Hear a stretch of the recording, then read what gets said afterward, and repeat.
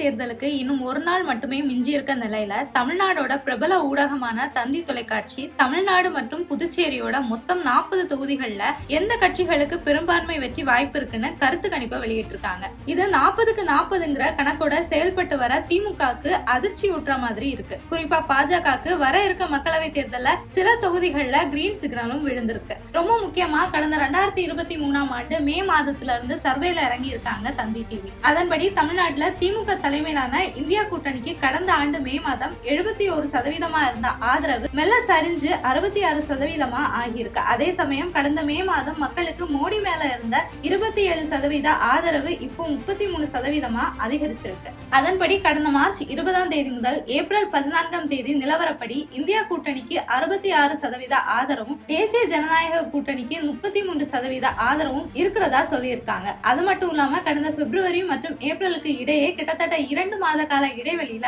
மக்களோட ஒப்பீனியன்ல சில மாற்றங்கள் வந்திருக்கிறதாவும் சொல்லியிருக்காங்க. குறிப்பா திமுக கூட்டணிக்கு கடந்த பிப்ரவரி மாதம் இருந்த அதே 42% ஆதரவு நிலைநிறுத்தி இருக்காங்க. அதே சமயம் அதிமுக கூட்டணிக்கு இருந்த ஆதரவு 30% இருந்து 34ஆகவும் பாஜக கூட்டணிக்கு 13% 18% அதிகரிச்சிருக்கு. ஆனா பிப்ரவரியில நாம் தமிழர் கட்சிக்கு 8% இருந்த ஆதரவு 5% சரிஞ்சிருக்கு. இறுதியா திமுக கூட்டணியோட வாக்கு விகிதம் 39 இருந்து 45% அதிமுக கூட்டணி 31 இருந்து 37% வாக்குகளை பெறும்னு கணிச்சிருக்காங்க தந்தி. அது மட்டும் இல்லாம பாஜக வர இருக்க மக்களவை தேர்தல்ல ஒரு தொகுதியில கண்டிப்பா வெற்றி பெறும்னு பாஜக கூட்டணி கிட்டத்தட்ட 6 தொகுதிகள்ல 2 அல்லது 3வது இடம் கிடைக்க வாய்ப்பு இருக்கிறதாவும் மற்றும் ஒரு தொகுதியில திமுக வர்சஸ் பாஜக ஹெவி ஃபைட் கொடுப்பாங்கன்னு கருத்து கணிப்பு வெளியிட்டு இருக்காங்க. அதன்படி பாஜகவுக்கு ஃபேவரா இருக்க அந்த தொகுதிகள் என்னலாங்கிறத பார்க்கலாம். பாஜக வெற்றிக்கு பிரகாசமான வாய்ப்பு இருக்கிறதா புதுச்சேரி தொகுதியை சொல்லியிருக்காங்க. இங்க பாஜக சார்பா நமச்சிவாயம் களமிறங்குறாரு.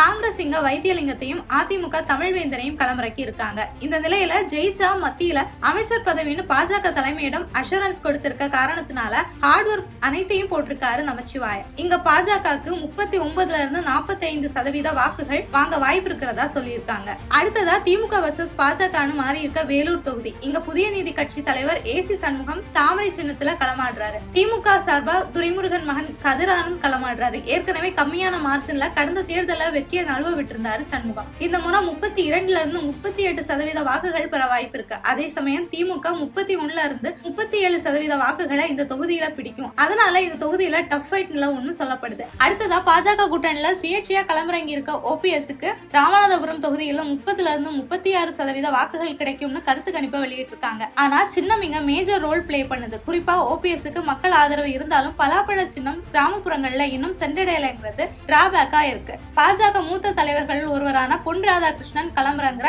கன்னியாகுமரி மக்களவை தொகுதி. இங்க அவருக்கு 31 இருந்து 37% வாக்குகள் கிடைக்க வாய்ப்பு இருக்கிறதா சொல்லியிருக்காங்க. கடந்த 2019 தேர்தலுக்கும் அதை தொடர்ந்து நடந்த இடைத்தேர்தலுக்கும் பாஜகவோட வாக்கு விகிதம் அதிகரிச்சிருந்துச்சு. சோ வர இருக்க தேர்தல்ல இங்க காங்கிரசுக்கு பாஜக செம ஃபைட் கொடுக்கும்னு கணிக்கப்படுது. அடுத்ததா தமிழ்நாடு பாஜக தலைவர் அண்ணாமலைக்கு கோயம்புத்தூர் தொகுதியில 26 இருந்து 32% வாய்ப்புகள் இருக்கிறதா சொல்லப்படுது. இந்த தொகுதியை பொறுத்த வரைக்கும் 2ஆம் இடத்துக்காக அதிமுக வர்சஸ் பாஜக இடையே காம்படிஷன் நிலவி வரதாகவும் சொல்லியிருக்காங்க. மேலும் மதம் மற்றும் சாதிய வாக்குகள் வெற்றியை தீர்மானிக்கிற திருநெல்வேலி தொகுதியில பாஜகவோட நயனா நாகேந்திரனுக்கு 33 இருந்து 39% வெற்றி வாய்ப்பு இருக்கிறதா சொல்லப்படுது. முன்ன பின்ன வாக்குகள்ல வித்தியாசம் இருந்தாலும் இந்த தொகுதியில 2ஆம் இடம் உறுதியினும் காங்கிரசுக்கு ஹெவி ஃபைட் கொடுப்பாங்கன்னு சொல்லியிருக்க அந்த சர்வே. அடுத்ததா தாமரை சின்னத்துல ஐஜேகே தலைவர் பாரிவேந்தர் போட்டியிடுற பெரம்பலூர் தொகுதியில பாஜக கூட்டணிக்கு 29 இருந்து 35% வாக்குகள் கிடைக்க வாய்ப்புகள் அதிகமா இருக்கு. அதே போல தேனி தொகுதியில குக்கர் சின்னத்துல போட்டியிடுற டிடிவி தினகரனுக்கும்